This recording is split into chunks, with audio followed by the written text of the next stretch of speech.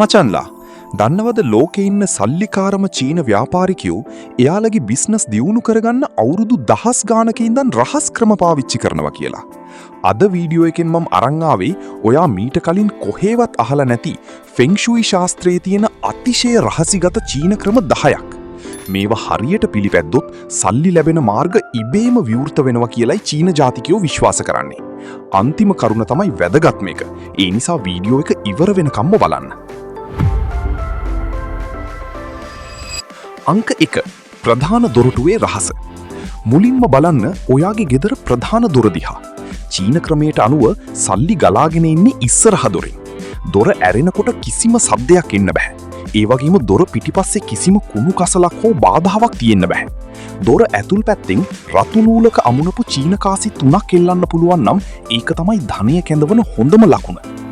අංක 2 නිවසේ අග්නි දිශාව සහ පැලෑටි. මචන්ලා ඔයාගේ නිවසේ ගිනි කොන දිශාව තමයි ධනය කලාපය කියලා හඳුන්වන්නේ. මේ පැත්තේ ලස්සනට වැඩුණු ජීඩ් ප්ලාන්ට් එකක් හෝ මනි ප්ලාන්ට් එකක් තියන්න. මතක තබා ගන්න මේ කොළ කවදාවත් මැලවෙන්න දෙන්න එපා. කොළ පණ ගැන්වෙන්න ඔයාගේ ආදායම් මාර්ගත් පණ ගැන්වෙනවා. අංක 3 සහල් බඳුනේ රහස. චීන ගෙදරක කවදාවත් හාල් බඳුන හිස් කරන්නේ නැහැ. හාල් කියන්නේ බහුලත්වයේ සංකේතය. ඔයාගේ සහල් බඳුන පතුලේ රතු පාට රෙදි කෑල්ල කෝතපු කාසි 3ක් දාලා තියන්න. ඒකින් ඔයාගේ ගෙදර කෑම බීම වගේම මුදල් සම්පත් කවදාවත් හිඟ වෙන්නේ නැහැ කියලා චීන ශාස්ත්‍රයේ කියවෙනවා. මචන්ලා පුංචි මතක් කිරීමක්. ඔයාලා අපේ channel එකට අලුත් කෙනෙක් නම් මේ දැන්ම subscribe කරන්න.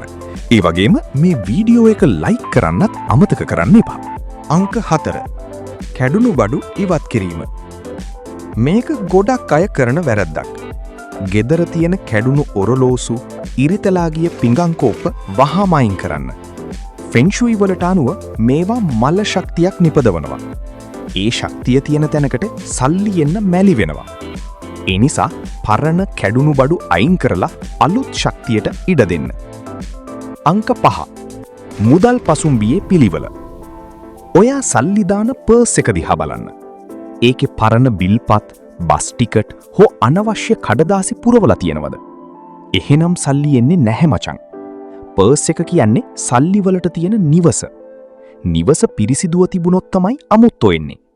ඒ නිසා සල්ලි නෝට්ටු පිළිවෙලට පෙළගස්වලා තියන්න. අංක 6 කුස්සියේ ලිප පිරිසිදුව තැබීම. චීන ජ්‍යොතිෂයට අනුව කුස්සියේ තියෙන ලිප තමයි ධනය උත්පාදනය කරන යන්ත්‍රය. ලිප හැමතිස්සෙම පිරිසිදුව තියෙන්න ඕනේ. ඒ වගේම ලිපේ තියෙන හැම බර්නර් එකක්ම බර්නර්ස් මාරුවෙන් මාරුවට පාවිච්චි කරන්න. ඒකෙන් අදහස් වෙන්නේ ඔයාට ධනය ලැබෙන මාර්ග කිහිපයක් විවෘත වෙනවා කියන එකයි. අංක 7 ජලය සහ ගලා යාම. ගෙදර උතුරු දිශාවේ ගලා යන වතුර තියෙන රූපයක් හෝ කුඩා දිය ඇල්ලක් වෝටර් ෆවුන්ටන් තියන්න. හැබැයි මතක තබා ගන්න වතුර ගලාගෙන ඉන්න ඕනි ගෙදර ඇතුළට මිසක් පිටතට නෙවෙයි. වතුර ගලා යන සද්දය නිවසට වාසනාව කැඳවන මන්ත්‍රයක් වගේ. අංක 8 රන්මාළුන්ගේ වාසනාව. සාලයේ උතුරු දිශාවේ මින් මැදුරක් තියන්න පුළුවන් ඒකමරු. ඒකේ රන් පාට මාළු 8 දෙනෙක් සහ එක කළු පාට මාළුවෙක් ඉන්න ඕනේ. අර කළු මාළුවා ඔයාට එන අපල සහ අසුබ දේවල් උරා ගන්නවා කියලා චීන ජාතිකයෝ විශ්වාස කරනවා. අංක 9 නානකාමරයේ දොර. මේක හිතා ගන්න බැරි රහසක්. නානකාමරය කියන්නේ ශක්තිය ගලාගෙන යන තැනක්. නානකාමරයේ දොර හැමතිස්සම වහලා තියන්න. නැත්තම් ඔයා හම්බ කරන සල්ලි වතුර වගේ ගලාගෙන ගිහින් නාස්ති වෙන්න පුළුවන්. ඒ වගේම කොමඩ් එකේ පියනත් වහලා තියන්න අමතක කරන්න එපා. අංක 10 තැඹිලි සහ දොඩම්. අන්තිම රහස තමයි මේක. චීන සංස්කෘතියේ දොඩම් හෝ තැඹිලි පාට කියන්නේ රන් වලට. ඔයාගේ සාලේ මැද මේසය උඩ දොඩම් ගෙඩි 9ක් පීරිසියක දාලා තියන්න.